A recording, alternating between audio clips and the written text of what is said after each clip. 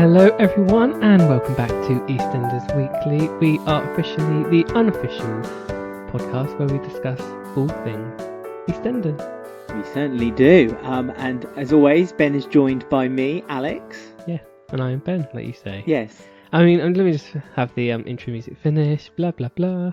Right, I've got very exciting news.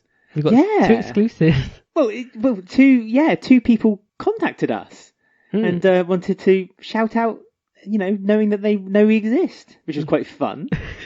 So first off, it was a lady from Inside Soap magazine called Kate White. Yes, thank you, Kate. And she contacted us and said, "Hi guys," because she listens to our show, and she said she was interviewing Tony Clay recently, who plays not halfway. Callum. Must make sure it's right. And she said to us that she asked him about Halfway's Hat the game.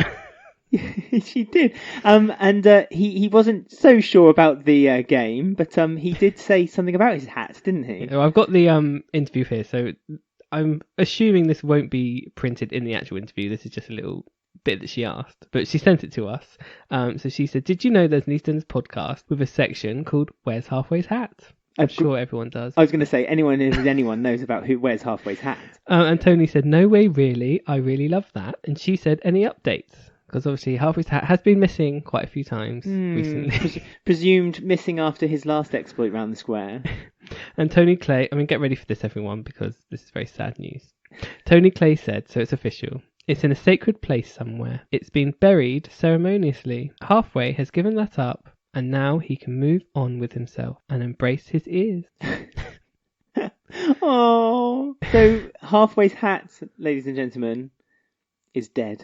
And Tony Clay also, she said, "Have you got any comments for the people who do the podcast?" He said, "Tell them that the support is amazing and it really means the world to me to hear that people do this and that they are so invested in the storyline. That's a beautiful thing to hear. Send them my love." Oh, yeah, well, thank you, Tony. It's really nice that you talked about us in your interview with Inside Soap magazine. Yeah, but sadly, Halfway's Hat is gone. She did say, "Are you sad that he's gone?" And he said, "No, I'm so glad it's gone. Obviously, that's how we started when we brought in him as a character. A little bit quirky. For me, when you have got that thing on during a heat wave, that's not the one you want. I'm quite glad he's gone." Oh, we will always have a soft spot for Halfway's Hat, and just because he's died doesn't mean he's forgotten. Let's just say that much. Stay listening for an update. Oh, so that's fun. Second bit of news is that we had a message sent to us from the EastEnders Instagram account of EastEnders Cast Cards. Yes. And he had asked Ricky Champ to send us a little message, so I was going to play that now. Oh, excellent. Why not? Hello Ben, hello Alex, about time we spoke. You alright bros? See you later. How lovely. Alright bros? Oh, hello. About time we chatted. I think it is time we chatted. We'd be more than happy to do an interview with you, Ricky. It'd be our honour. Yes, one day. It will happen. Yeah. And we've got another one coming up later, but we'll save that for you to watch out for. Listen out for. Oh yes, we're going to just drop it in the show unassumingly and just hope that you guys, hear it. And if you do, let us know and tweet us. So we'll better start off with our review of the week. So we're doing the episodes between the 17th and 21st of June. And the storyline we're starting off with this week is the ongoing feud of the Slaters, the Kazimis, and the Fowlers. Yes, so nothing's really broke in the negotiations between Kush and Stacey and Martin, and unfortunately it's escalated and gotten worse. So much so that even Big Mo has had to cross the line, had to go over the boundaries and go into Matriarch Mo. That's right, go into enemy territory and tell him to just leave it off, just forget about it, just stop it now, just stop. She was trying to channel her inner Pat Butcher, I think. Yeah. What would my mate Pat do? Just try and sort this out. Distinguish the situation. Kat hasn't helped herself because she almost got Stacey back on side, kind of, ish. And then she was like, "Okay, you can look after Arthur." Yeah. So Kat, what do? You then go straight to Kush and get everyone upset. Kat had arranged to go on a bit of a picnic date with Kush initially, with Kat's kids, and it's just unfortunate timing that Stacey had too much overwhelming, because obviously Jean is taking up a lot of Stacey's time too, so Stacey is having to keep going back and forth doing lots of different things, and yeah, it was unfortunate then. But Kush did say when he arrived at the park, oh, I see you're with Arthur, it's probably not a good idea, I'll just leave. And it was Kat who said, oh no, stay. What they don't know won't hurt them. Also, to be fair, like, he has every right just to go to the park with Arthur. Well, I mean, exactly. It's his kid at the end of the day. Yeah. It's a really silly storyline. I think we're beginning to understand why Martin is taking such an exception to it, because he feels as though he's just the second bit rate dad, like he's the second rated dad to Kush. Was it last week where Kush said something like, you're not a very good dad? And like, that's really stuck to Martin. Well, it really has. I mean, Martin has done everything he can to bring up Arthur and pretty much had him most of the time. And there was even a mention that Kush didn't even want anything to do with Arthur when he was first born, and Martin stepped in immediately. And so you can kind of see why he's a bit strained with his, well, why have I done all this work just to give it up to someone else? But it's a human, it's not a toy, Martin. Exactly. But you've also got the thing of Arthur is named after Martin's dad. And Martin always looked up to his dad as being this perfect dad to him. Yeah. So I was watching an old episode, we'll talk about it at the end when I do this time last year, but I was watching an old episode of Martin. He was talking about his childhood with his dad, and he looked up to him and he took him to the allotment. And so I guess that's what Martin is wanting, but obviously he knows that Arthur, one, isn't his, and two, just having that said to him really hit home for him. Yeah, hammers home. I mean, we also remember when Dr. Legg visited the Vic, he said that Martin looked a bit like Arthur. So again, it's just the bloodline, isn't it?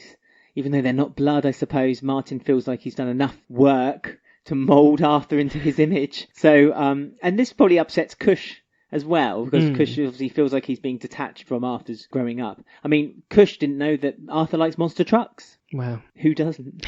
He's not going to win Father of the Year for that then. No, he certainly isn't. Still, the storyline feels a bit forced for me because of the whole, I don't know, like the whole reason they've got Kat and Kush together was only because they wanted them to have this fallout. Yeah, and it's a shame because at first I was a bit, I questioned Kat and Kush, and now I like it. But now you've planted the seed in my head that the Kat and Kush relationship is actually there just for Stacey's writing out, so Lacey Turner can have a maternity leave. And also, we had some really nice scenes where Denise noticed Kush wasn't quite happy, and they had some scenes together. Yeah, I mean, it's nice that they're still amicable and still friends with one another, especially since the breakup really hurt Kush when Denise decided I still to prefer end them together, though. Not Kush Denise and I quite like Denise and Jack. That's growing on me as well. Like a fungus, it's growing on me. Horrible. But yeah, so there doesn't look like there's any chance of this ending anytime soon. As we said, without Mo's advice was to just leave it, but then Robbie stepped in and said, "No, I know what it's like to lose my son. I lost one last week." Did he? Yeah. You've forgotten already.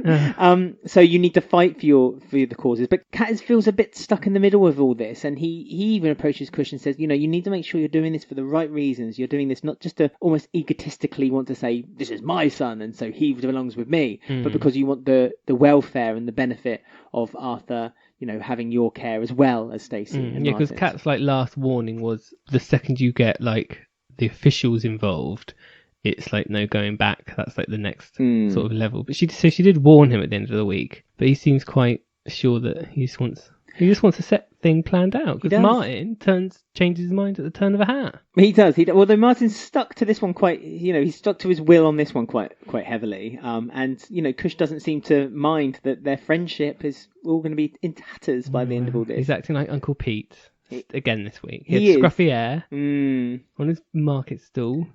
What do you mean I got the offer?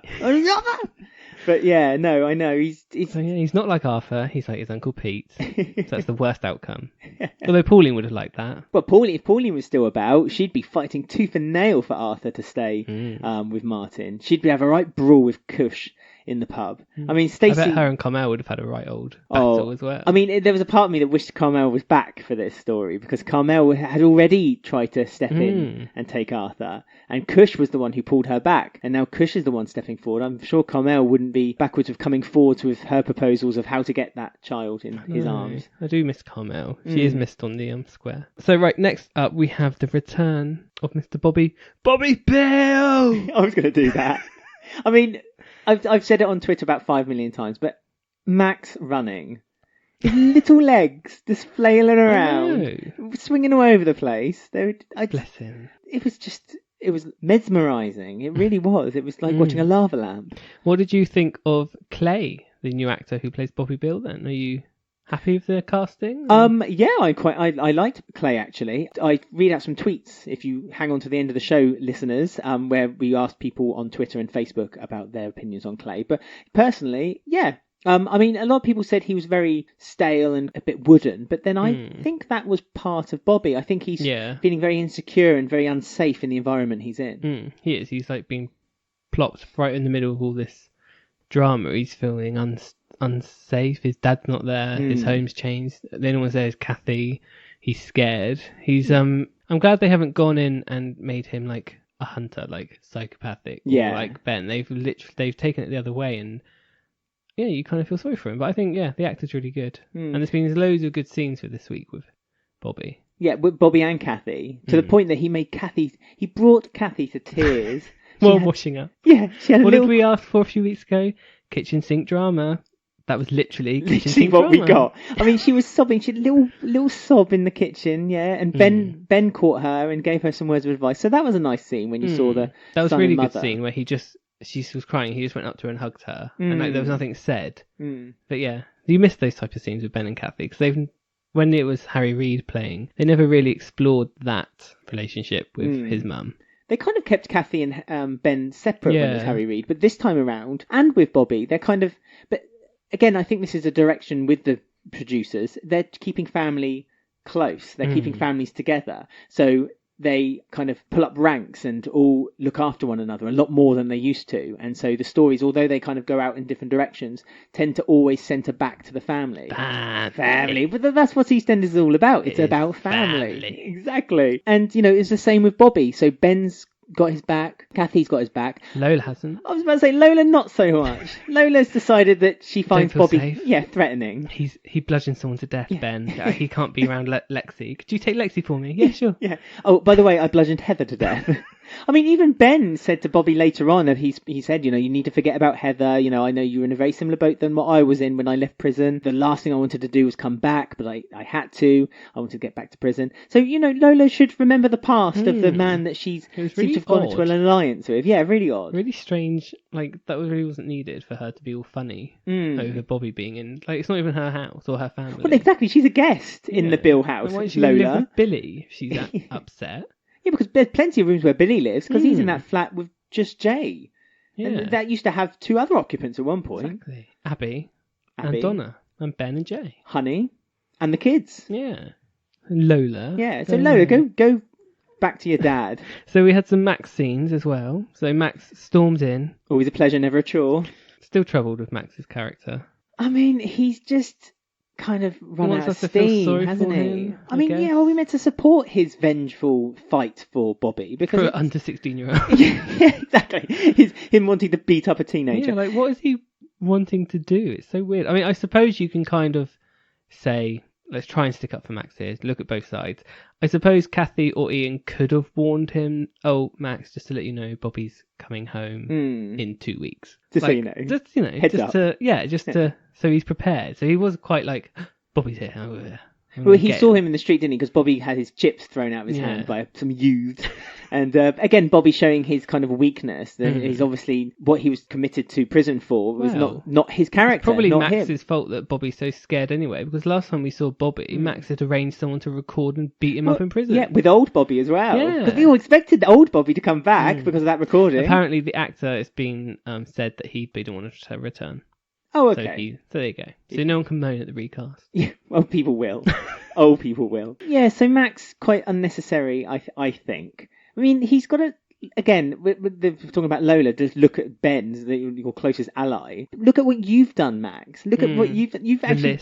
You've destroyed the bills too. And to blame... This is what really... put the cherry on the cake of hate. To blame Bobby for Abby's death is just plain wrong. That was entirely... Didn't mention Stephen, did he? No, he mentioned Lauren. Yeah. Took Lauren away from me. It's like, no, Lauren was being just like you, a selfish woman. Typical Lauren. She's off screen and she's still having relationship issues with Peter. Yeah, she's I know. Not even on the show. They still bring it up. Lauren's still a pain on our side, isn't she? She's still a pain. Max is moaning because Bobby only got 3 years, even though he's an underage. But it's like, Max, you attempted to kill Jane when she was in hospital. 3 times he tried to hold those tubes and kill her. Do you remember? Yeah, but also tried to kill her in the fire, which did kill Stephen. And almost killed Abby because she got plonked on the head. Oh, yeah. Killed Stephen in that fire. Yeah. And he attempted to kill Ian as well by strangling him with the Christmas lights. Oh, I forgot about that. Yeah. So, Max, you only had 1 year in prison. I think you did all right. To be fair to Max, it was 1 year in prison for a crime he didn't commit. Yeah, but then he went on to commit about 20. I know, he did. He was fraud as well. Don't forget his fraud on the whole square. He was trying to take down people in the square who'd not even done anything to him. Yeah. And it wasn't him, in the end, who gave back the contracts to all these people after that storyline ended. It was Fee. And then he stole the car lot as it was anyway. Yeah, and then stole the car lot off. Yeah. So, yes, the trouble is there was so much damage done with Max in 2017. And they really took him to that villainous... The height. You just can't get over it. It's like when Ronnie crushed that guy, Fat Boy, and Roxy's other boyfriend. She crushed him in a car. Although the boyfriend was abusive. Yes, but she still crushed someone, like 2 people in a car. And ever since that happened, everyone was like, no, Ronnie has to have a comeuppance. Yeah, no, Ronnie has to have a comeuppance. And Jane also, I suppose hers wasn't premeditated with dragging Lucy's body into a forest and covering. Yeah. But everyone went on about that, saying she needs something to happen to her. She needs her comeuppance. And they tried to have her be in a wheelchair, and that wasn't enough for the fans. And that's why we've got this weird empty Jane hole where nothing's been resolved. Filled in. I mean, again, to kind of give some relief to Bobby, he didn't know he killed Lucy to begin with. He was told by his parents, by Jane, that it wasn't planned out. No, exactly. It wasn't premeditated. All of Max's were premeditated. Yeah. He planned to kill these people. I mean, Jane, I feel, going back on your comment you just said, I feel a bit unfair for Jane, because I always think that Jane always did things for the greater good of her family. Yeah, that's the difference with what Jane did. I suppose, not just because she's a female character and Max is a male character, but his was premeditated for, revenge or self-gain. It's for himself, exactly, not for the greater Jane's of the family. Was for protecting her family. Yeah. So that's the difference of Jane. But with Ronnie, it was kind of premeditated. That was again for her. But again, you could argue for her family because she looked after Ronnie. Yeah. But she Max paid the price. She certainly did. I don't know what I just think Max has gone too far. Oh, totally. As you said, there is no redemption for Max, and as much as people try, there is nothing he can do to come back. I mean, they've tried it so hard with the Rainey and Max story, and then he's torn that apart. Yeah, he's been horrible to her and abusive to her. So it's really hard to feel anything for. Oh yeah, go on, Max, you get Bobby. It's no, he's a 15-year-old boy, and he's obviously scared. He's obviously been traumatized in prison. And Max was like, he only got 3 years. What about I'm still suffering after prison? And it's like, well, you can clearly see Bobby's still suffering after prison. Yeah, and also you've had longer to kind of help yourself, and you're an adult, and exactly, and you're old enough and stupid enough to look after yourself. If you can't, then find Sharon's therapist and go find him and have a word with him. But he's adamant he's going to get revenge. He said at the end of the episode when he was talking to Rainey, what's he going to do to him? Is he going to frame him for a murder or something? And that's what you did to me, or something stupid. No. I mean, they've been using a warehouse set a lot recently, and we'll be talking about it again later. Yes, but would there be a bit of another kidnap? They do their kidnaps on EastEnders at the moment. We need Jane to come back, sort Max out, have a few home truths, have a two-hander. Yeah, no, I agree. I've got a real strong feeling we should expect a Jane return soon. She's just got a new role on a TV show. She's filming somewhere. I don't mean permanently. No, I mean just. She just needs something to... just to step in, step wrap out. It all up. Because when they brought Jane back last time, it was a surprise. No one told anyone. Exactly. So Jane's almost one of the most perfect characters to bring back without anyone knowing. But I'd like them to do it as a big-time surprise. They do need one, because Kathy said to Bobby, have you heard from Jane? He went, no. And then that was it. And it was they keep stepping around the issue. I mean, also Bobby is a bit upset because Ian's not returned when he said he would return when Bobby's been released. And so Bobby's blaming himself for Ian's non-appearance. It's also ridiculous, speaking of Ian, that Max has found it within him to forgive Ian and go into business with him, but then at the same time hasn't found forgiveness for Bobby. Well, he's found forgiveness for that again because it benefits Max. Because Ian was able to give him a reference for having baby Abby and ultimately give Max a paycheck at the end of each month because he's now in business with him. Again, benefits Max. It's all about Max. Maybe Rainey just needs to bump him off then. Well, she looked fed up on the sofa with her magazine. This again. Yeah. Oh, it's Max. Hi, Max. Max storms in with a bin storyline.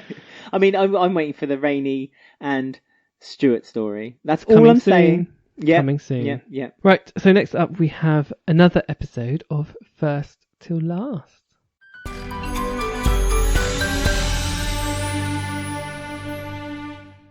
And we are back with another edition of First Till Last.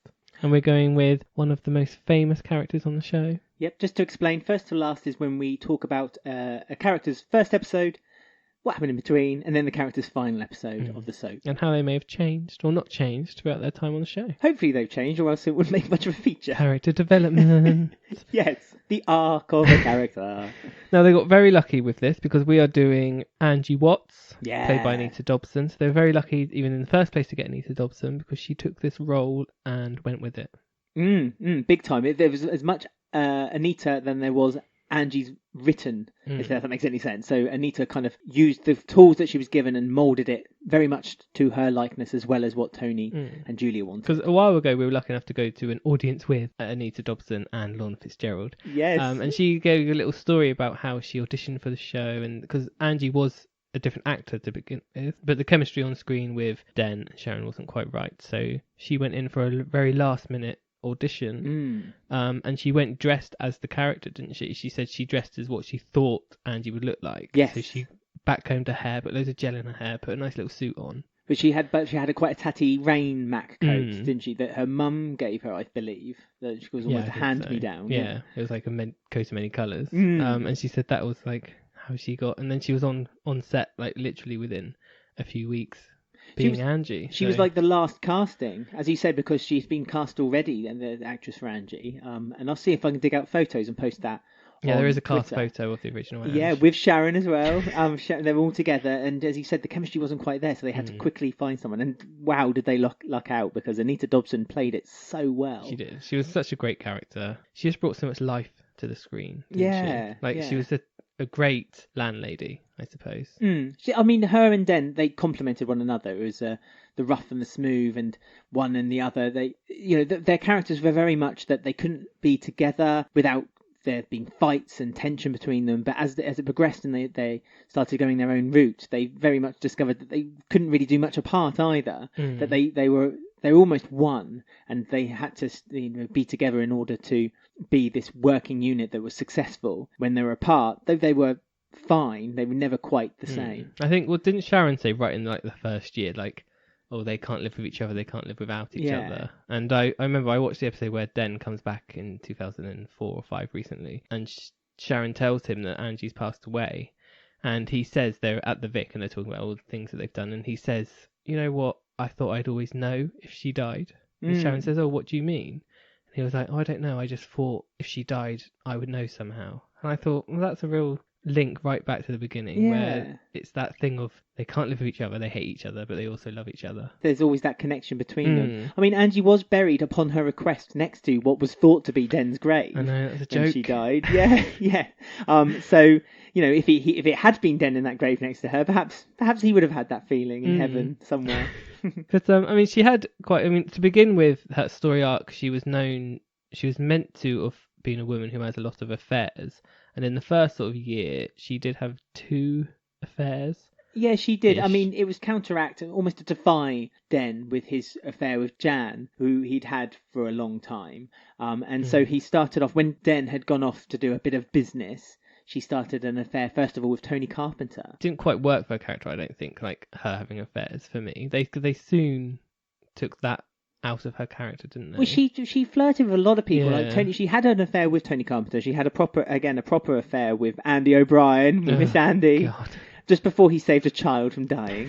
But she also tried her luck with Lofty. She tried it with Wixie. She tried it with Arthur at one point as well. She would always flirt with someone just to almost make herself feel better that she could still do it. That Den isn't the only person who loves her. So to feel loved almost, that's what she, again, it always comes down to just wanting to be part of something, to feel loved and be acknowledged that you are there and you exist. And she always put on a front, didn't she? And like people in the Vic, in public, never really saw the real Anne. She always put on a mask, which was obviously foreshadowed in the amazing episode when they were in Venice, and she was following Den, and she had a mask and she took off the mask, and like from there she did take off her mask and she did show her more vulnerable state, but she was always on show. Yeah, she would say she'd put the slap on and she'd put on this presentation for everyone else at the bar, but behind the scenes she was this, she had terrible alcoholism and she was, she relied on drink very heavily, but she was able to hide it so well too,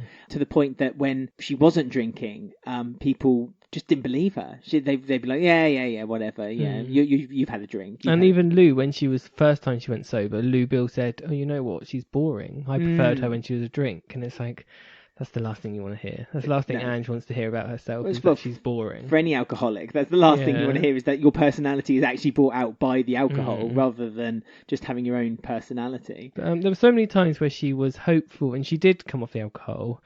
And of course, Dirty Den would do something or one little thing. And her first answer would be, right, that's the gin then. Yeah. I mean, to talk again about that when she took off the mask when they were in Venice, when she caught Jan and Den accidentally. Even on holiday. Yeah, but Jan didn't know that he was going to be there. I mean, of all the places for Jan to visit at the same time, she visited Venice when they were on their second honeymoon. And this is when Angie had lied and said that she was dying of cancer. So Den felt so... keep him. Well, he was guilt-ridden, wasn't he? And because he was planning to leave and Angie had heard shot of this.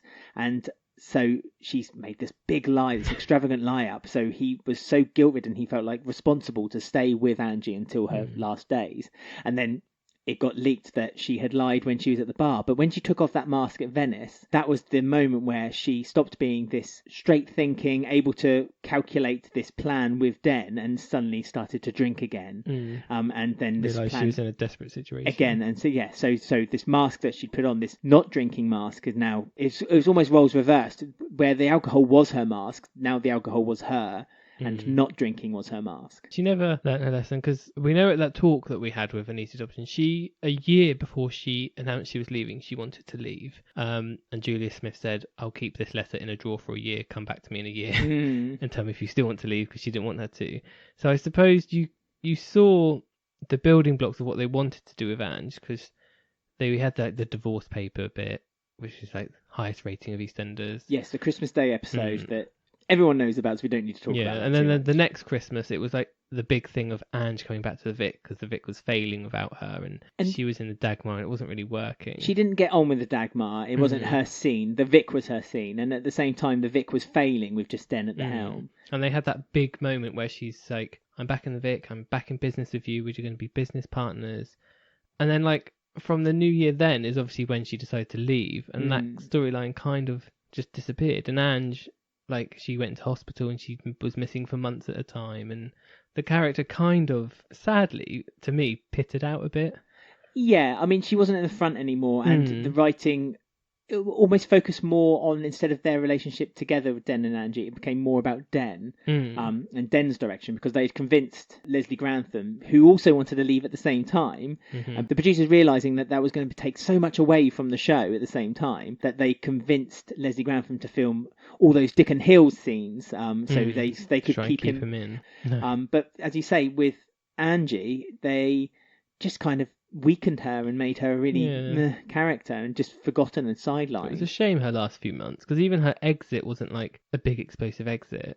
Like, she was quite tame towards the end. After she was in hospital for those months, she was kind of sorting her life out. Because she went to Spain and ended up in a relationship with one of Den's friends, didn't she? Who was also married. Yeah, it was a couple, and they got mentioned again throughout their relationship, Sunny and Ray. And she went away with them to Spain, and a flame started to be lit between her and Ray, and so an affair started between them. And the plan was that Ray was going to run away with Angie, and they were going to open up a bar in Spain. And Den got wind of this and didn't really care. And as you say, it almost ruined the build up up to that point, because they were always, as I said, they were always for each other. Like, even though they knew they were bad for each other, Den couldn't really think without Angie, and Angie couldn't really think without Den. And as you said, up to this point, the story was that they were going to have a business relationship, run the Vic together, and presumably they maybe rekindle their love again. I don't know what the plan after that. I wonder if the characters, it would have worked if they did let them both go at the same time, and they did both leave. I wonder how that would have gone down in, like, 30 years later now, how we'd be looking back. But I suppose that then answers lots of questions as to why they wouldn't turn up for this or that. But you hear about things that Angie's doing even after she's left, because the last night she leaves is at the housewarming party of Michelle and Sharon's flat. Yes. And they have like a little three-way conversation in the kitchen. Well, she surprises Sharon, doesn't she? And just kind of says, "Oh, thanks for inviting me to the party. I'm going. Bye." Yeah. Gets in a black cab and then basically says to Angie, "I've worked out with my lawyers that you're not getting a penny from me." And Angie just doesn't seem to care. No, she's moved. Yeah. Well, she's putting on that face of I've moved on, where I don't really think she had.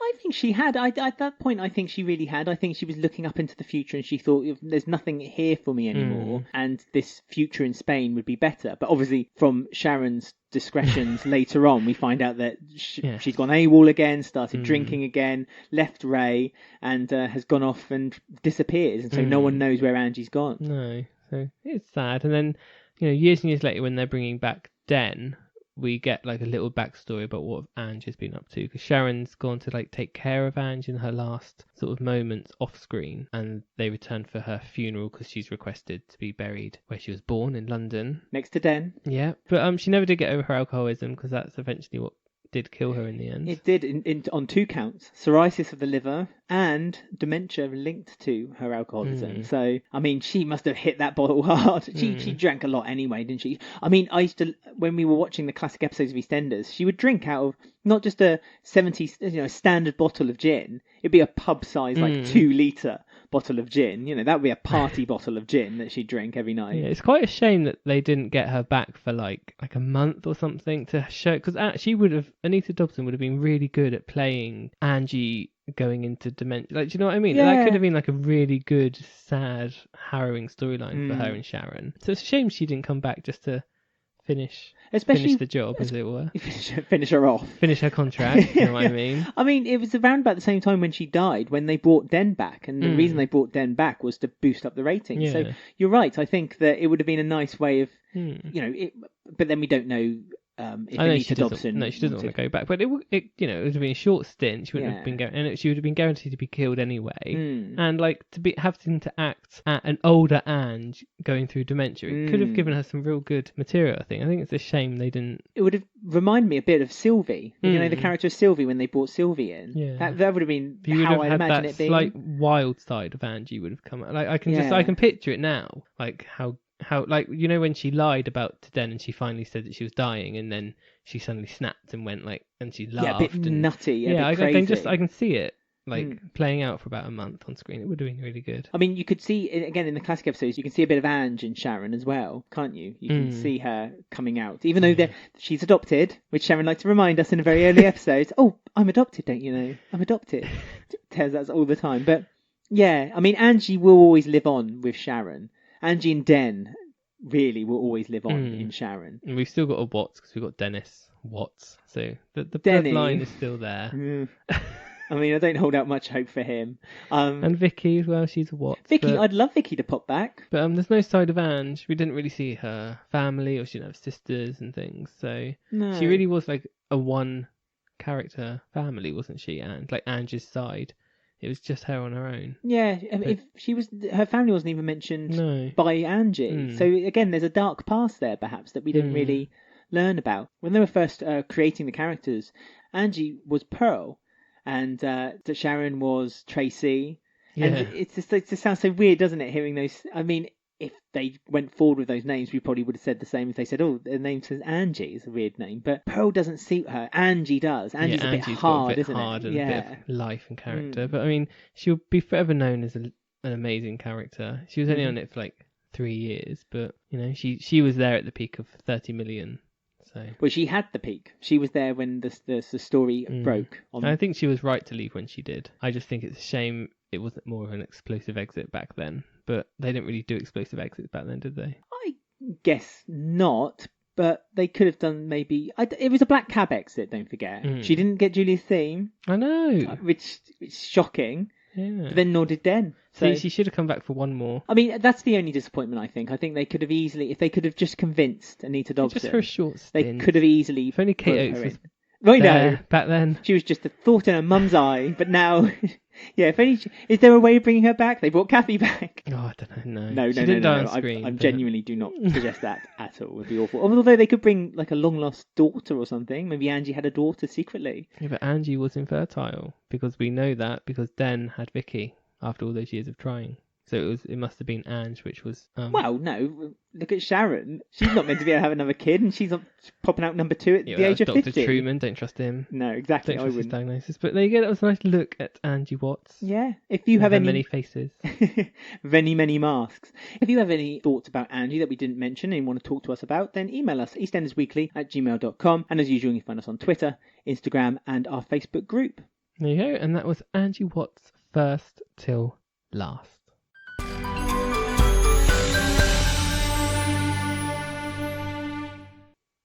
Angie may be gone, but Angie 2.0 has arrived. Her spirit is still floating around that square. I mean, how funny that we were talking about Ange, and this week Sharon had that scene where she broke down. She went, no, I'm going to put my mask on. She put her makeup, it was like so Ange. Yeah. She was putting her makeup back on. It's like, no one will see me crying. I mean, we didn't predict that at all. Because we record the features, and this is a little thing, we record the features in the games before we'd actually do the main recording. Yeah. So, it was such a surprise when she was putting on her slap. And we were like, oh my goodness. It worked. We were talking about that. It all seems together. Yeah. A few issues with this storyline for me. Only one issue, really. Yeah, it's the Thursday episode. And it really much was, again, we'll be talking about some comments because we shouted out on Twitter and Facebook about it. And I'll be reading out some comments about your opinions as well, about what you thought at the end of the show. Opinions? But our opinions are very split because you didn't like it so much. No. It was trouble with... Right, for me, the trouble of it, I didn't not like it because it's soapy, it's campy, it's Sharon Mitchell, Yeah. But the thing I don't like is that it was more story, but not thinking about the characters. Okay. If that makes sense? Yeah, it does. Like the character's actions for that story was not what the character would do normally. It doesn't, especially suddenly like that. And a lot of things like don't really make sense. Like Sharon said, "Oh, me and Phil have this warehouse every now and then." It's like, what? What does that mean? What do you mean? What, do they own it? Do they rent it? Do they just use it? Well, maybe they use it for vehicles. I mean, Phil had a secret garage, don't forget, with that car that he then sold on to Alfie. Like, that's just weird. And like, Karen, like before, was like against Sharon and like was against it, and then all of a sudden she'd help drug Keanu. And if you actually think about how they did it, what did they do? What did they just drug his drink? The logistics of how they dragged Keanu together. Yeah, because they drugged him, didn't they? I mean, where did they get this drug that Sharon seems to readily be able to get available? Yeah, apparently they used Mitch's van, they said, to drive him there. Oh, again, so Mitch is involved with this as well, is he? Yeah, it's just really weird. So I don't really like it. Maybe they used, it suddenly hit me, maybe they used Dina's or Dinah's wheelchair to wheel him into the location. They would have given that back to the NHS if they're good citizens. Well, this is Karen. That's true. She stole a bench. But it doesn't ring true because Karen was so against Sharon and then she'd then agree to drug Keanu. Like, it's like, what? So many things could have gone wrong. Yeah, I know. I must admit that was one thing that but then, and I say this about some stories, and I very much believe it with this occasion, sometimes just suspend belief. Just to let the camp out. Yeah, but the only reason is because the episode before was so good, and like the cliffhanger was Sharon said, Phil, that's it, I've got to tell you something. And like I was expecting like a nice, like loads of scenes with Phil and Sharon, like talk about their relationship and real just camera on them sort of thing. And that's what I was expecting next episode, and I got literally the opposite. It was weird how they never resolved that, wasn't it? And I know it was done on purpose, so they resolved it on Friday in like one sentence, didn't they? Oh yeah. She asked him about how it's dangerous to be pregnant, like being old or tests or something. That's right. Some weird test. And Phil was like, "Are you sure you're okay with not being tested?" And so bit of a cop out. And it just seems like really pointless. Like, what were they planning to do when he woke up? Just being like, "Oh, it's us. You can go now." Well, no, they were scaring him. That's why Sharon kept saying, just wait. We've got to scare him. He's not scared enough yet. I don't know if she's got some kind of scareometer app on her phone. So she's like, oh, Keanu's on 50%. What was the last thing that Keanu saw? Was he just having a glass of milk in his flat and he became unconscious, or what? Maybe Sharon got her baps out and just shook him around a little bit. And he was like, wow, woo. Oh, it's just... There's a lot of answer questions. And also I feel robbed that it seems it was so camp and out of the ordinary. We didn't get to see Sharon shimmy up after Keanu of that thing. Keanu had a stunt double for the occasion. I know. But no one else did. And yeah, I mean, I'd love to see Sharon's stunt double, a woman or a man for that matter, with like a blonde wig on, just doing a bit of parkour In her around. trainers. We knew something was going to happen as soon as we saw the white trainers. I mean, running woman Sharon was that. The first time we saw those trainers, remember? Yes. Was the first ever scene of Karen and Keanu in the car together. That was the first time where there was that little thing between. Do you remember? So when she threw that thing, she It threw was a when metal object. Dennis was being And kidnapped. her and Keanu sat in the car next to each other, and everyone online was like, "What's this?" And Oh, that what, was before like Keanu? Yeah, that was like the first little hint. We all suspected it. It's Because all in the trainers. Yeah, because Keanu looked after Dennis when he needed the protection. Yeah, I love that. We got still somewhere as well, a picture of her after she's just thrown the thing and one leg's like slightly bent in and the other one. And I love those white trainers. But it just seems pointless because then, like Friday, it was like it just didn't happen. Like it didn't really do anything. They had their little chat on top of the roof, I guess. The fact that on Instagram and on Twitter, the actors all posted pictures of their day out, as it were, when they did it, to me meant that it was a knowing wink at the audience to say, you know what, we know this is silly, we know this is daft, over the top, but come on, just get on board and enjoy it. And I did. I enjoyed it. I really did love every minute of it. The ridiculousness of it, the fact that Sharon was able to jump over the rooftops the same as Keanu. Yeah, but also she slapped Karen. She was knocked out. Oh yeah, that was great. In one slap with blood pouring out her nose. Yeah, and then all of a sudden she was like at the bottom, like saying to Keanu, "Don't jump." Like Keanu was looking like, what was his plan? He was about to jump off the building. And then literally 40 seconds later, Karen was upstairs. I know. It was like 12 flights of stairs. But also that then brings out the possibility in Keanu that his decision was to jump over a building in order to escape, not just take the same stairs that Karen's just taken to get out. Yeah, I know, but I just loved it. What was he doing? Because there wasn't another roof for him to jump on. It was just an open car park. Because Karen was below him. No, I think he was going to do the jump and roll, when you do a jump and roll. Quite a big jump. It was Keanu. And he had a stunt double, so it's all fine. Don't you a bit let down. He had a stunt double actually. Well, he did that shimming out of Louise's bedroom. That was his practice. Oh yeah, he did that himself, didn't he? Yeah, they should have a stunt double do that. Although I loved it, he's shown it to be quite obvious. I mean, I didn't spot the stunt double, but it was for the wide shots when you saw him on the edge of the building. Oh, it wasn't when he was climbing up that metal thing, was it?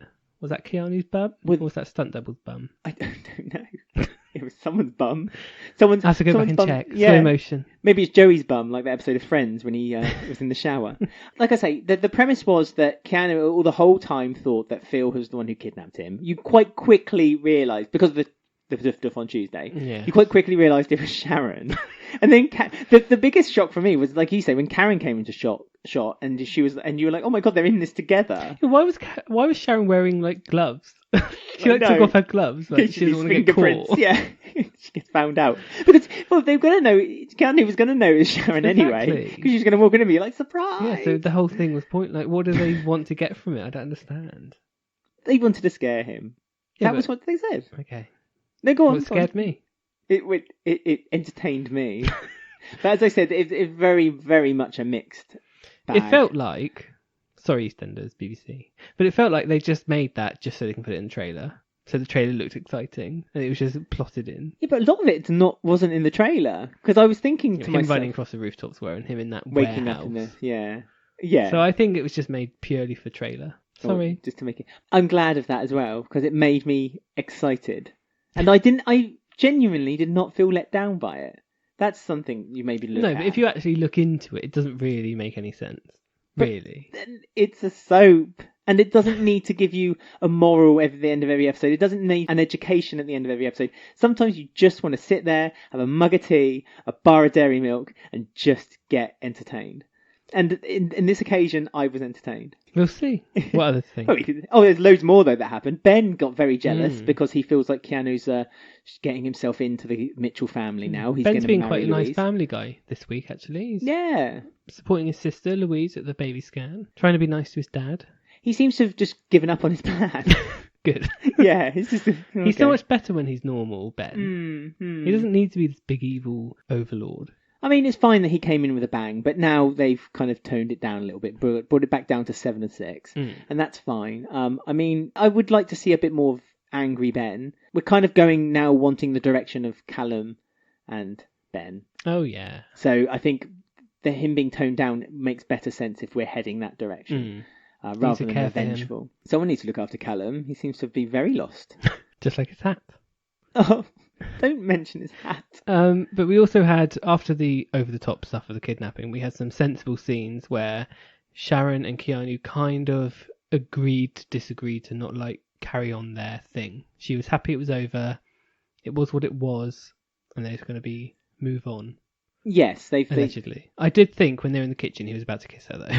Oh really? No. But then Phil walked in and opened the door. I did like the look that Sharon gets, her big wide eyes and with her eyelashes when he walked through the door, and they agreed to. It was nice what they had. It was really exciting. It was a lovely time of their lives. But we know they've just put a pin in it for now. Yeah, it's too hot. It's far too. Keanu is a summer love story. It's been going for now. Last summer, wasn't it? It started. Yeah, nearly a year. Sharon's Summer of Love. God, I can't believe it's been a year since the Keanu story began. Yeah, when he was fixing her plumbing and his t-shirt got all wet. And her lip went a quiver when he gave her a little kiss on the cheek. So they've put a pin in it, and then he takes the opportunity to pop the question to Louise. With the family ring, the Taylor ring. Mm-hmm. Sharon was a bit upset also because they said the baby was baby Taylor, and Sharon was a bit like, oh, maybe this is my baby Taylor. But she's adamant to Keanu that it's not his baby. Not that she really knows. Well, she doesn't. She can't possibly know. So. I'm presuming, is it a bit too late now? It wasn't that night when... It wasn't the handcuff night. It was the other night when she then... said no, and then they did it one last time. Yeah, in the right. Archers. Yes. That was when it was conceived. That seems to be the scene of the crime week. for Keanu, doesn't it? Yes. I mean, I think it's obvious that the road we're heading down is that Ben is going to find out about Keanu, because he's already seen a few hints where she was touching Keanu gently. Yeah, he's getting in the gossip, isn't he? And he's already kind of dropped it a little bit into conversation with Sharon, and Sharon's kind of denied it. So I think this is going to be a tip-top story. And again, Ben's involvement. And again, it'll be something that will be good for revenge and destroying his dad, which we need to remember was the reason Ben's returned. He's meant to be destroying his father. Oh, yeah, taking him down. Building him up, taking him down. Taking him down again. So his nice side to his dad might just be very well that. He's building him up and trying to encourage him. But he does seem to have that jealous streak against Keanu. He doesn't quite like Keanu getting Well, he might find out about Sharon Keanu, and then Keanu might find out about him and Callum, and then he'll have something on Ben to keep him quiet for a few weeks. Love it. I love a bit of double blackmail. Sounds fun. Hello, Ben and Alex. This is Tanya here that plays Rainey. Nice to meet you. Have a great evening. See you. Bye-bye. Right, so next up we have a little mini Carter storyline. Literally, Ollie, the little mini Carter. Yeah. Yeah, because Linda is still getting quite upset about the thought of him being autistic. And Mick is very much, feels like it's quite urgent now that they need to find out exactly what's wrong with Ollie. And it's not helped when Karen, first of all, dismissively doesn't give any advice or help to them. And then she got her own troubles. She's got a plan of drugging and a kidnap. Little did we know. And she's got to find the family ring later on in the week. Yeah. So much going on. And so dismisses Linda asking her questions first of all. Linda didn't approach it very subtly when she said, the first thing she said is, oh, you know what it's like. You have two that aren't normal. That's going to upset someone quite quickly. It's a whole new world to Linda, though. So I think when she said it, she thought, oh, no, wait, I shouldn't say that. No. So it is a whole new world for her. So I give her that grace. But she has caught Karen at a bad time. Yes, she did. And Karen did go in to then speak to Linda, but she caught Mick, which then, no more secrets, Mick. Yeah. There's another secret now. Yeah, another Carter secret. Yeah, I mean, it's so frustrating when Mick and Linda every time kind of make up the ground and say, right, everything is out in the open, put on the table, we're going to be honest with one another, and then yet another thing is hidden from and it's from so that. It doesn't need to be a secret, really. No, it really doesn't. I mean, the reason Linda said, no, we need to wait our turn was because of that conversation she had with Karen, because Karen, dismissed her problem as being nothing to worry about. And if all Mick has to say is, oh, I've actually had a conversation with Karen since, she's advised that really we should get Ollie looked at before school, because Ollie starts school in September, and then we can make sure he gets in the right classes, he gets the right benefits, he gets the right care and attention that he needs before he starts.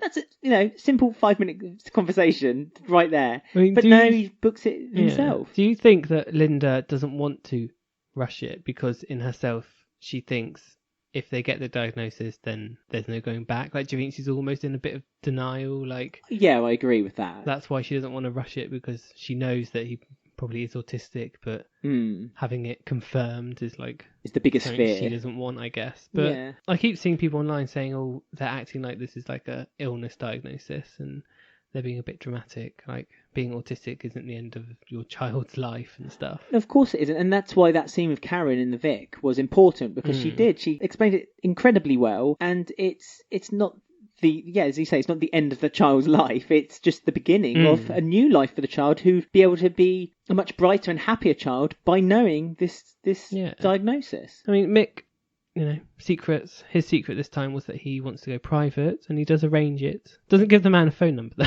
He says, it's Mick Carter, I want to go private. Call me back. The Vic Square.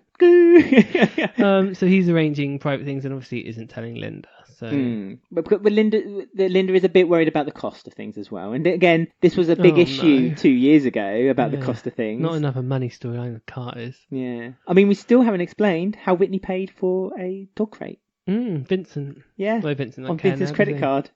Well, we don't know. Kim could claim it back, couldn't she? She should. Kim's Take in it a to court. situation. She should, for a dog crate. Take it to Judge Rinder or something like that, one of those TV courts. Right, next up we have... Oh my god. We have a game. Is that a ghost I see? Is that a bright light I can see in the distance? Don't follow the light, Ben. Hello? Hello? Where am I? Is this the promised land? Am I in Nirvana? Now, you may have thought, because of what we said earlier in the show about Halfway's hats being buried ceremoniously by Tony Clay. Rest in peace, the hat. That you may have thought, well, that's the end of Halfway's Hat, the game. Well, certainly I thought that was the end of the game. The very short-lived and loved game, Where's Halfway's Hat? Well, we're on to the new chapter of his life. Oh, because even though he's been buried... Right. And he's presumed dead... Has he gained his wings? Well, he has been contacting me in my dreams. What, through Derek Acora? Oh my god, through the Long Island medium? I think I'm a medium now, because he's actually been contacting me from the grave. You need to start talking in a New York accent and put on like a big poof haircut. So I've managed to get a few things from him, because it is Halfway's Hat. He's still a bit lost, a bit confused Oh dear. about things that are around him. So he sent me a few messages.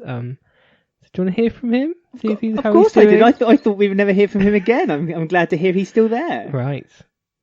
Hello, Halfway's Hat here. I seem to have woken up in a strange, bright, white place with lots of clouds. I can see quite a few people here. There's one person who's coming up to me. Maybe you could help me find out who they are. Has he gone to the great EastEnders grave in the sky? I think so. Oh my goodness. But at the moment he's up, not down, so that's good. But he's been a good hat. Yeah. He's not done anything wrong. But maybe in the future he'll visit down as well. Who knows? Depends who he's chatting to at the time. Oh, I see. So basically the new premise of this is... Stick with us. Obviously he's in EastEnders heaven or hell. Right. So he wants to know, before he introduces himself to people up there, he wants to know who they are so he knows their name. That's polite. See, he wants to talk Halfway's to them. Hat, this is why he went immediately up, you see, because he's polite. And he graciously introduces himself and gets himself known before right. he then... So, as usual, he sent me 3 things. This time it's something he can smell, something he can see, Right. and something he can hear. It's good that he still has his senses in heaven. Exactly. And all these senses relate to the mysterious figure in front of him who is possibly an ex-EastEnders character who's died. Okay. So This is so tenuous. where did you want to go first? What So- he can smell, what he can see, and what he can hear. Okay, I am going to go slap bang in the middle and say, what can he see? Okay. I can see they like to wear cardigans, brooches, and ties. Cardigan, brooches and ties. See, I was straight going for a female, and then as soon as you said ties, I thought, well, hang on. Do females not wear ties? Well, females, of course they wear ties, but you would think it's more of a male thing. But then brooches and... I'm presuming it's an elderly, someone who died elderly. Mm. That's my... Yeah, okay. Okay. Well, so I want to know what... What he can smell and what he can hear in heaven. I want to know what you can smell. What does heaven smell like? I can smell lavender perfume. That's not very helpful. Lavender. Lavender. I just think what type of person would wear lavender perfume? But it's perfume. So again, don't get me wrong, men can wear perfume, but you would call it a cologne or an aftershave. So Halfway's Hat would use the correct terminology, I think. He's a bit more old-fashioned, old Halfway's Hat. So he was made from wool from the wartime. So okay, I'm going. It's definitely female. So I'm going to have to go for the last clue. What's he can hear? Yeah. I can hear some cheap Christmas music playing. Cheap Christmas music. I'm presuming this is a character from EastEnders. Yes, obviously. Not like Merry Christmas or something like that. No, okay. No, they all relate to the character in some way. Christmas music. Maybe how they died. Cheap, Maybe something they liked, or how they look. cheap Is Christmas what I'm music. assuming from Halfway's Hat. Yeah. Cheap Christmas. Who died at Christmas? So many people died at Well, Christmas. this is the new stage of Halfway's Hat, the game, so the difficulty has now increased for everyone at Yes, home. but you say that, but I'll make a wild guess thinking I'm right, told I'm wrong, and then we'll throw it out to people and they'll all start bullying me again. This might as well just be called Bully Alex. Right, so... So it smells like lavender perfume. Right. Oh, Wears that's not cardigans, brooches, ties. Isn't the actor who played not a love interest but a friend for Pauline for Pauline Fowler? His name, the actor who played him, Derek, was Ian Lavender. Is this a little subtle hint from Halfway's Hat? Derek's not dead. Oh, you mean it's Pauline? Yeah. Oh, I don't know. So, because of the lavender connection, brooch, cardigans. Would Pauline wear a tie? Pauline would wear a tie, I think. She does wear a tie sometimes with her like brown suit that she always wears for special That's occasions. right. But what about Christmas music? But she died at Christmas, Ooh. didn't she? She died in the middle of the square. Lots of people died at Christmas. It's true, but this and it snowed as well. There's a little microclimate. I'm going for it. I am going to say that Halfway's Hat has introduced himself in heaven to Pauline Fowler. To the second matriarch of the show. Mm-hmm. He's starting off high, isn't he? Well, should we see if you're correct or not, shall we? Go on then. No, they aren't responding to that name. Responding? Oh, I guess I'm going to be alone up here forever. For God's sake. Make me feel bad, Halfway's Hat. Thanks He's for going to that. have no friends now because he used the wrong name to introduce himself to that person. Oh no, wait, that's not a good start, is it, in heaven? He's going to be thrown out now, straight down to hell. Well, he's going to have to rely on the kindness of strangers, aka our listeners. Right. So if they can guess who Halfway's Hat is trying to introduce himself to in heaven,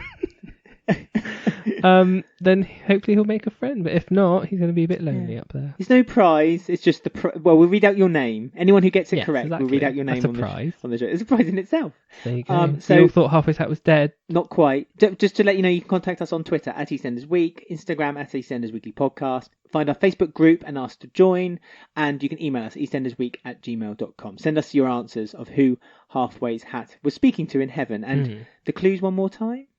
I can smell lavender. They wear cardigans, brooches and ties. And they can hear cheap Christmas music. Cheap Christmas music. There's a clue there. Yeah, you're emphasising that a bit there. Okay, well, it's nice to hear back from him after So this. yeah, let us know who you think it was. And also if you can have an official title for the new game. Because at the moment, that was Halfway Hat in Heaven.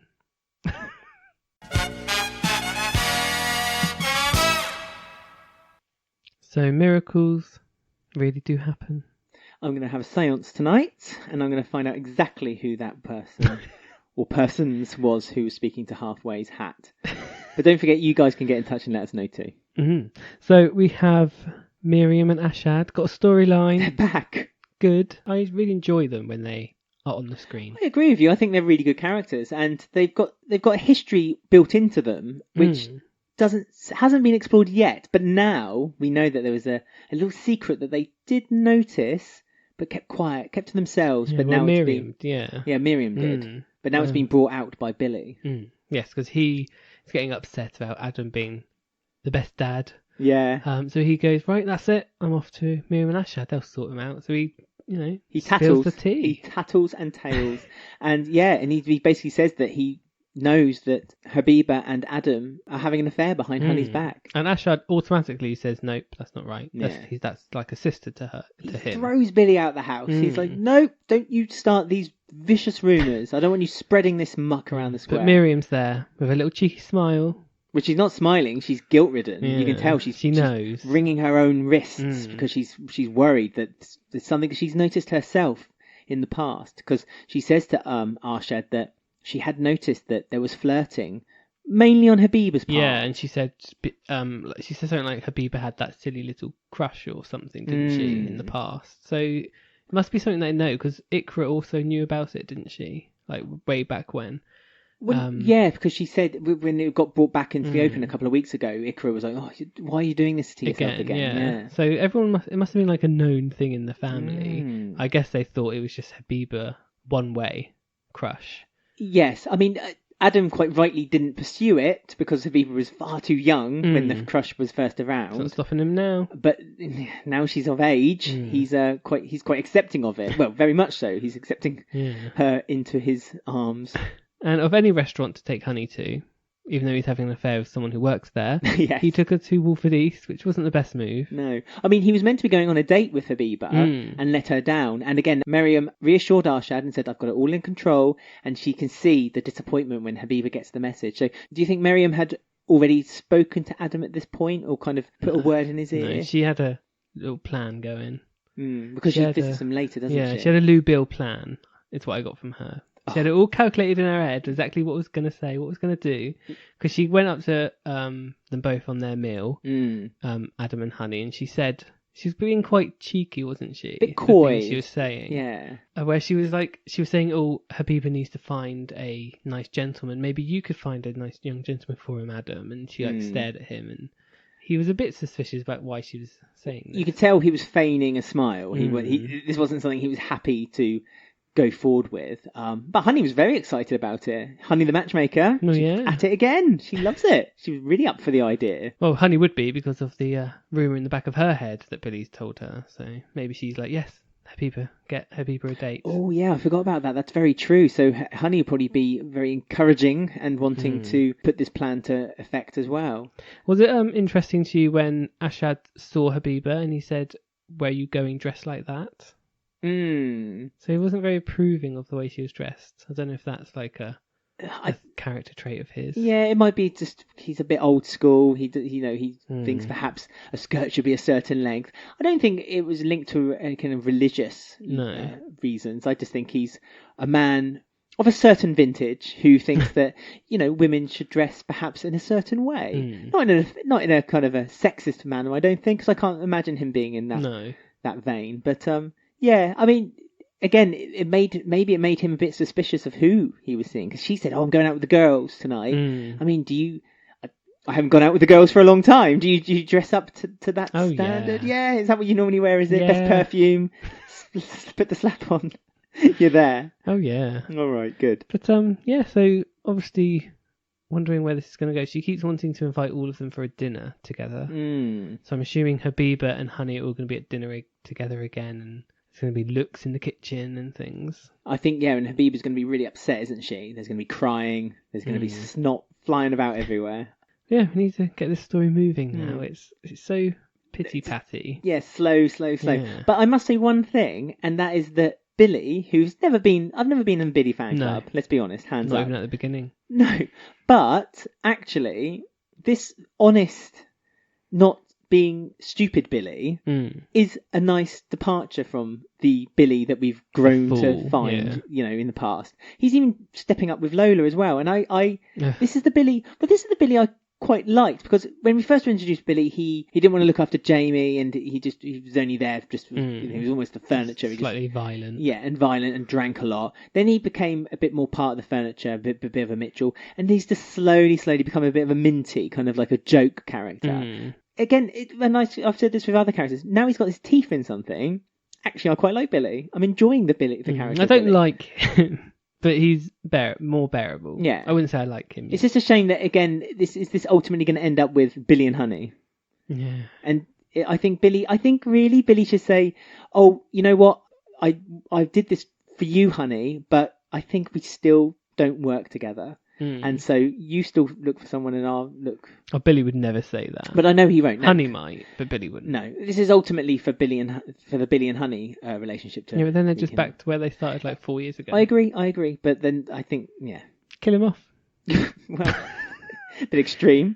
Give him a storyline with Max. Make Max hate him as well. Yeah. Make Max kill Honey or Janet, and then make it Billy's fault No, for Lola. why he did it. Yeah, there you go. Max could jump out, drive out of Maximum Motors, hit Lola. Billy's like, "What have you done?" Max is like, "It's your fault," and then chases him around the square. Why not? Flawless. Right, the last storyline is a little bit of Whitney, a little bit of Callum, a little bit of Tiff. A little bit of Tiff, yeah. I like a bit of wit around the ears. Apparently, Bianca, being mum of the year of ignoring Tiffany for over a year while she was in a gang and dealing drugs, she's made up for it by sending £5,000 to Whitney. Yeah, Whitney's one and only true love, money.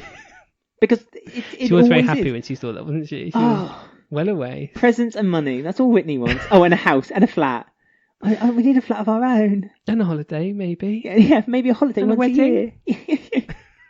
And a horse. A pet, dog, gay boyfriend. You've already got one of those, Whitney. That's true. So yeah, she was doing bridesmaids dresses, trying to plan the wedding, doing a bit of a joke on Tiff. Well, because Tiff doesn't want anything to do with that's unfair. Not that she wants nothing to do with the wedding, but she's already been to one of her weddings. Yeah, exactly.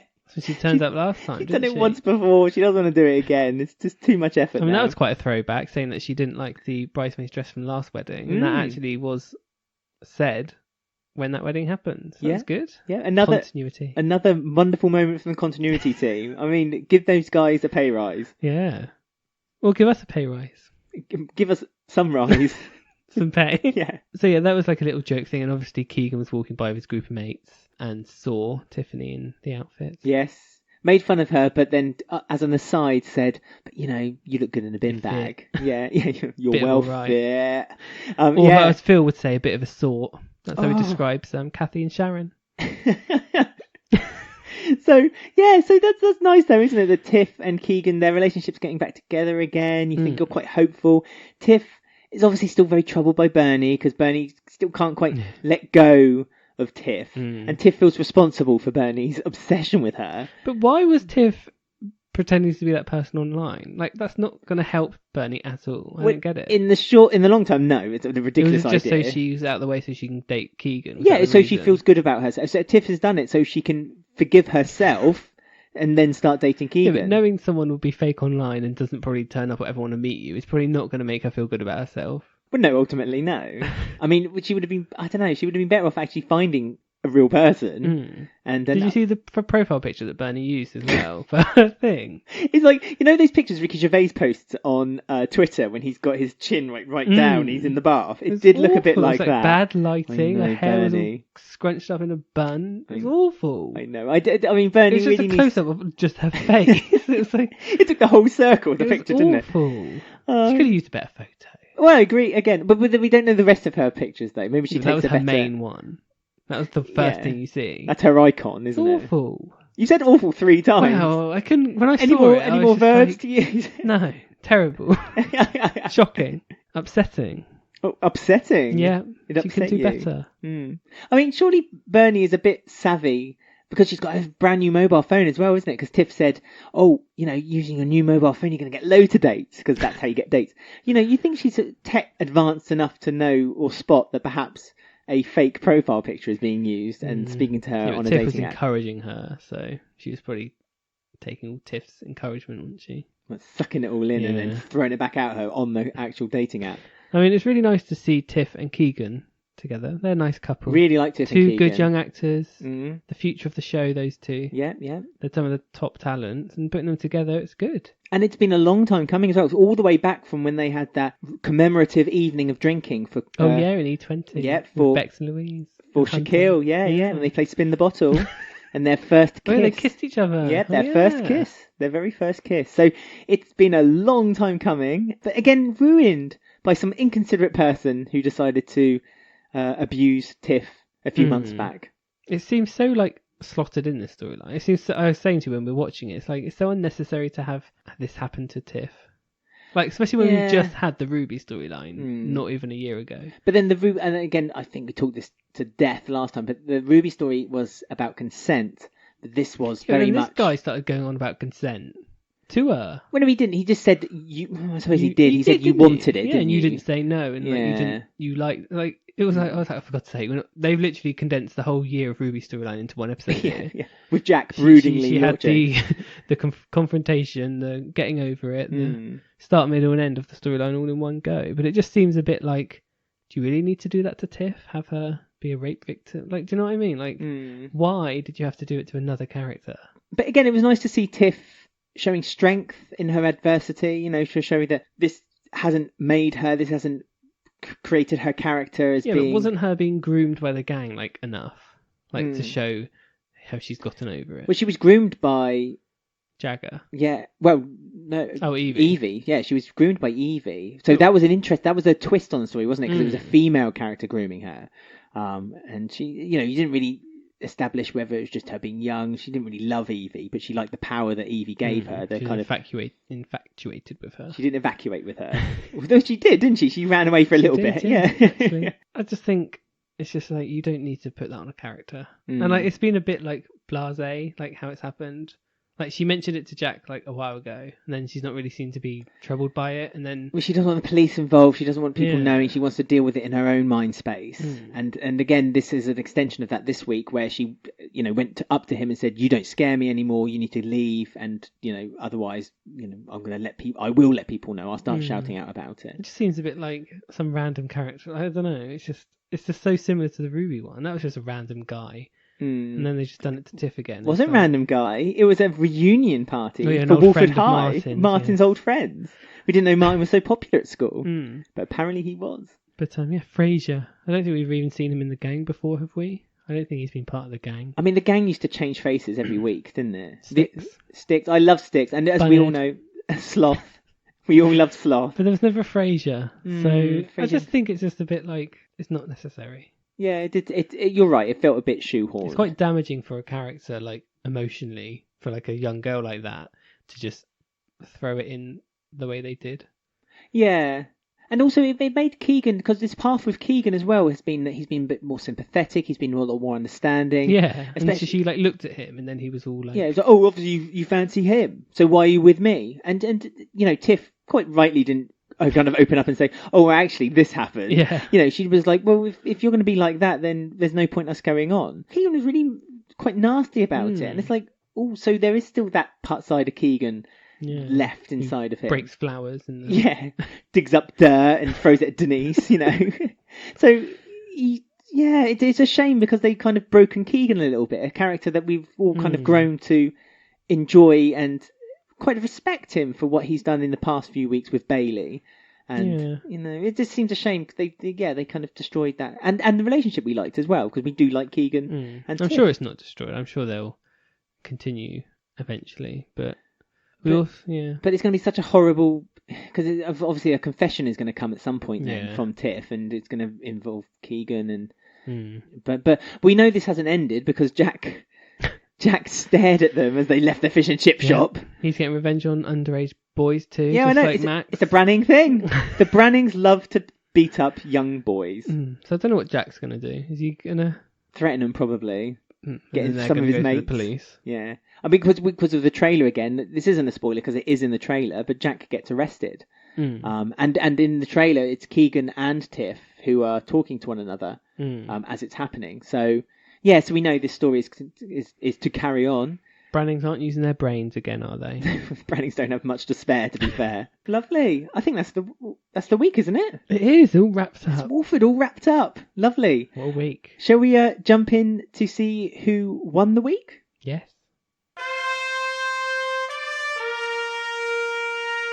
You know me, I ain't one to gossip. So this is the part of the show which we always do at the end, where we read out your tweets, your messages on Facebook and your emails, and we also answer who won the week. But before we do any of that, Ben has put on his best white trainers, ran at a speed that's exactly the parallax of running in the opposite direction of time itself, and decided to go back in time to find out what happened in previous weeks in EastEnders this time in that year. We have. But first up, I've got the birthday celebrations. In the past few weeks, there's only been one birthday or two birthdays.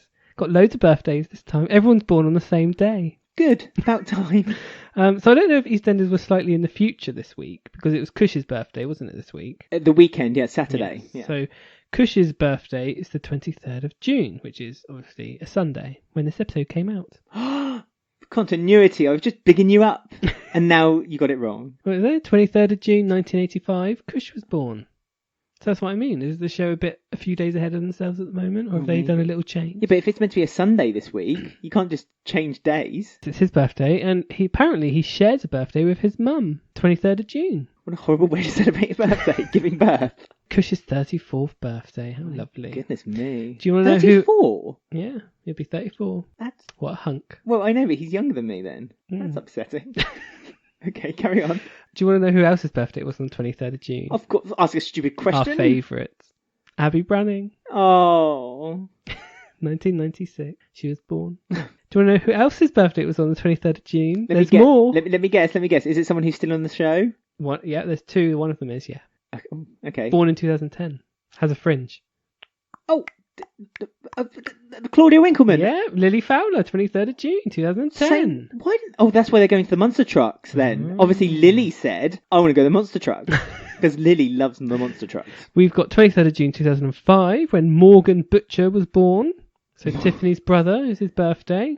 Didn't buy him anything, did she? Well, she was busy. 18th of June, 2007, we have Summer Swan, who is Jay's adopted sister and Dawn's baby. Dawn's baby. Birthday. Yeah, I know, I just want to say Dawn in a disapproving manner. And the last one is 22nd of June, so it's very busy this time of year. And what happened 9 months ago? Must be big story time. Oh, it was cold and there was a power cut. Yeah. 22nd of June 2012, Scarlet Moon was born, who is Michael Moon and Janine's daughter. Oh, someone talked about Scarlet Moon on Twitter this week to me. Maybe it's because it was her birthday. I don't think it was that. They wanted to bring Janine and Scarlett back. That's why. She said, it'd be great to have them back. Okay. So loads of birthdays. Poor Abby Branning. Max didn't care, did he? Oh. Sitting there getting drunk. Maybe, next week he's crying looking at photos of her, so maybe that's why. Spoiler. He's probably not crying at the photos of her. He's probably crying at the reflection of the frame and his own face. So my episode for this time last year was the 19th of June 2015.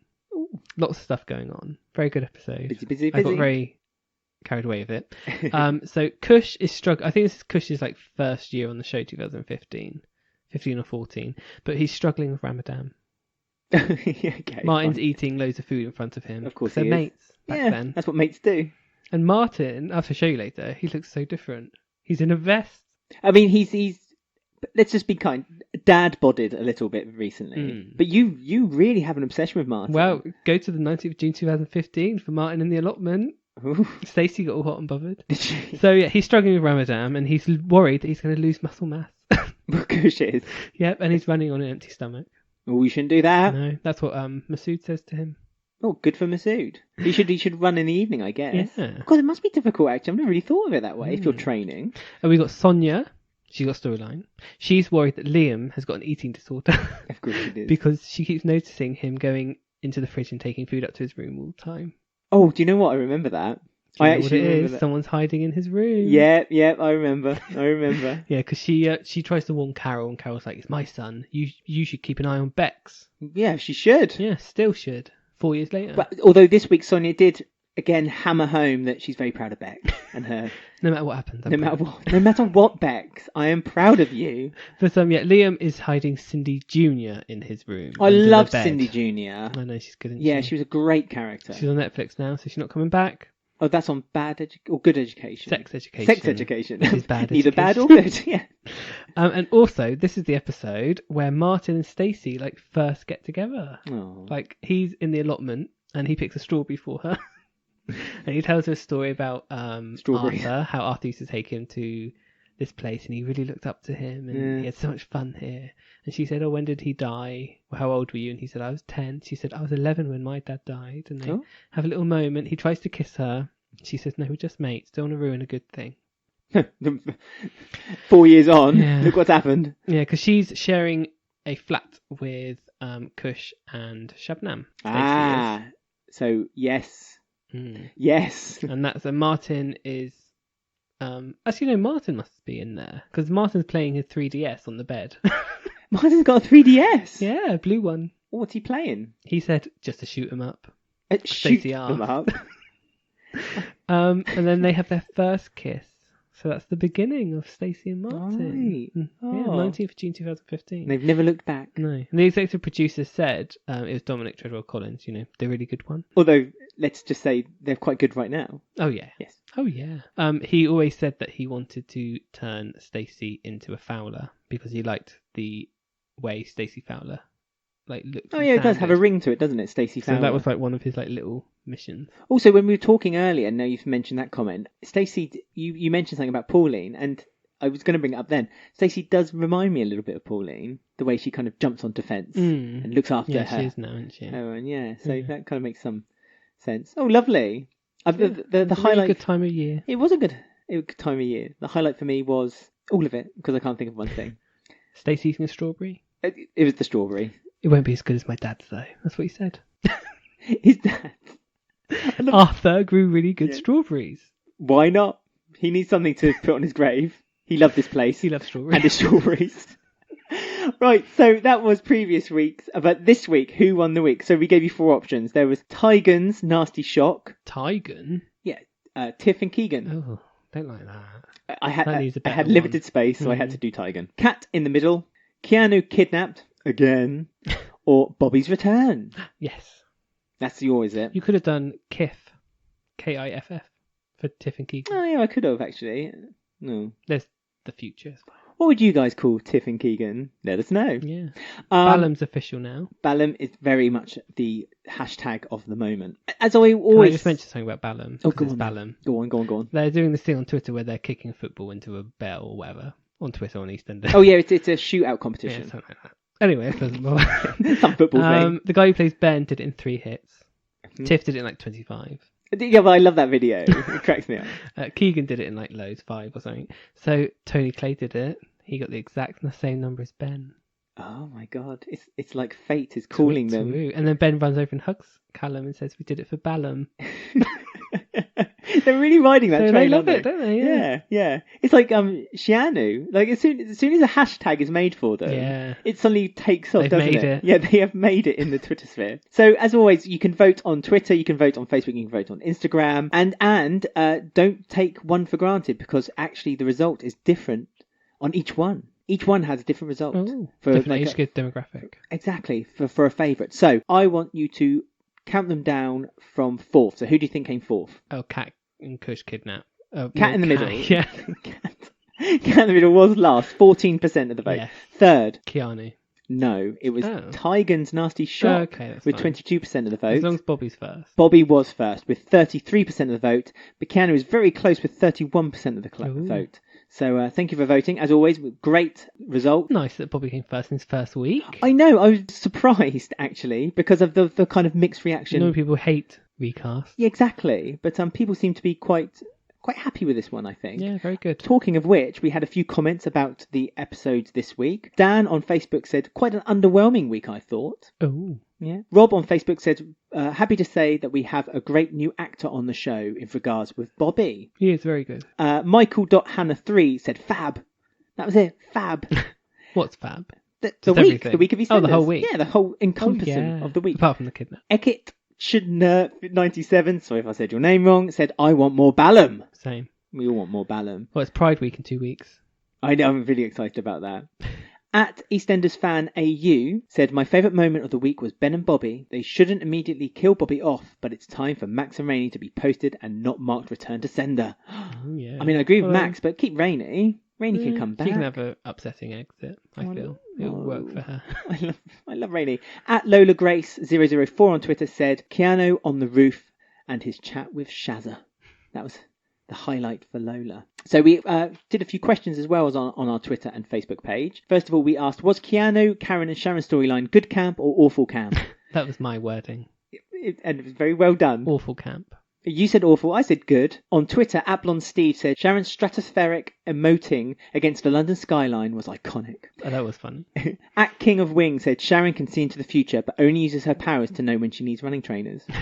Lisa on Facebook said, I was wanting for someone to fall off the roof. That would have made the whole thing worthwhile. I agree. It's like that rule in film where if you show someone with a gun, they have to shoot it, otherwise the audience feels disappointed. That's like a rule in like cinema. Have you ever heard that before? I haven't. Like if they show someone with a gun, if it doesn't get fired, then automatically the audience feel let down. They feel like they've lost something. So I thought, like, seeing all those characters on a roof, I feel let down that there wasn't an accident. No one or something. fell. Maybe not to death. Were you let down when Abby fell off the roof, Ben? Yes, because she died. Yeah, exactly. So that's why not everyone needs to fall off the roof. Matt on Facebook said Karen would have never agreed to it. It was up on there with the episode where Dr. Legg decided to slag off work for the day to lecture everyone about littering. You know what it reminded me of? It was the episode where Kathy, Sharon and Gavin were running around a mansion. Yeah. And then Gavin's sister fell off and died on top of a car. That's what it reminded me of. How ridiculous it was. Again, that was good camp. Sharon was in that as well. Yes, she was. It was awful, that episode. Sharon just does all the chase, doesn't she? She's like the Scooby-Doo of EastEnders. She does all the chase scenes. We asked another question about people's first impressions of New Bobby Bill on our Facebook group and Twitter. Rob on Facebook said, New Bobby has already grabbed me. Where? Round the ears. @Chadderbox 2018 said, bit wooden at times, but he was probably a bit nervous. Also, Bobby was nervous, so it relayed on screen. Yes, Part of the character. which is what I kind of worked out nicely. And @WarriorQueen61 on Twitter said, he's got me wanting to mother him already. That's nice. I really loved it when he called Kathy Nan. I don't know why. Yeah, I did. Again, like, it's a family thing, Nan. isn't it? It kind of brings us all together. Around the Grandma camp. Kathy. Yeah. I love her new wardrobe she's got recently. New blow dry, new makeup. New face. I know. You couldn't get over how young she looked. This week she looked really young. Like really, really young. New brighter lights. There's something. Do you think they have like a filter on?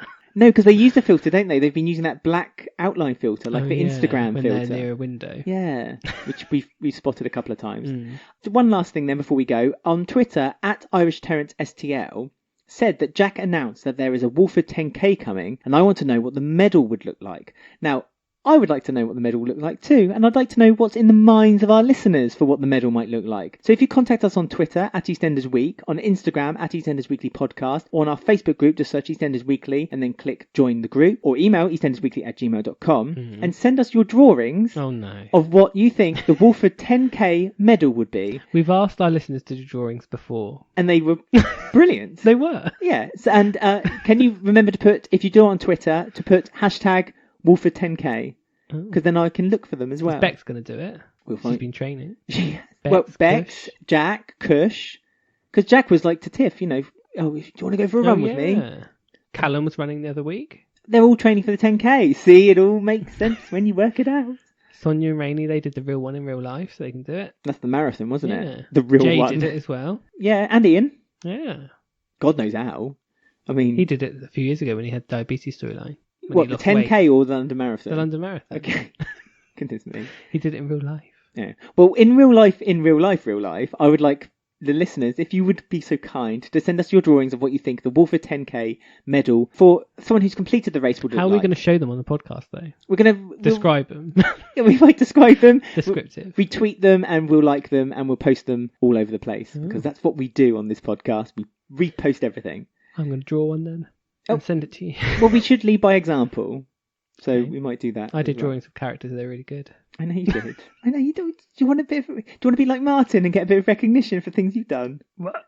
Pete. I want to be like Pete. He's my idol. All right. Well, before we start going into the plateau of nonsense, I think it's time to say goodbye. Yes, that's the end of the show. So thank you for listening, and don't forget to join us again next week for another roundup of EastEnders.